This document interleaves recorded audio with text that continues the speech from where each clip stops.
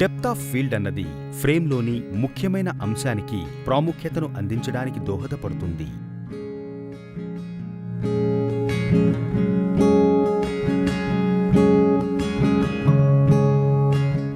Aperture మనకి 2 విధాలుగా ఉపయోగపడుతుంది.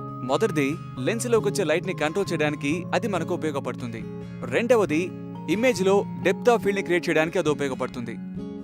లెన్స్లోకి ప్రవేశించే లైట్ ని కంట్రోల్ చేయడంలో అపెచర్ ఎలా ఉపయోగపడుతుందో ముందుగా మనం తెలుసుకునే ప్రయత్నం చేద్దాం.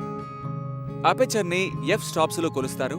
ఇక్కడ గుర్తుంచుకోవాల్సిన ముఖ్యమైన విషయం ఏమిటంటే అపెచర్ నెంబర్ ఎంత చిన్నదిగా ఉంటే ఎఫ్ స్టాప్ నెంబర్ అంత పెద్దదిగా ఉంటుంది. అపెచర్ ద్వారం విస్తృతంగా ఉంటే ఎఫ్ స్టాప్ నెంబర్ అంత చిన్నదిగా ఉంటుంది. దీనికి అర్థం ఏమిటి అంటే విస్తృతంగా ఉన్న అపెచర్ కి ఎఫ్ స్టాప్ నెంబర్లు f1.4, f2, f2.8.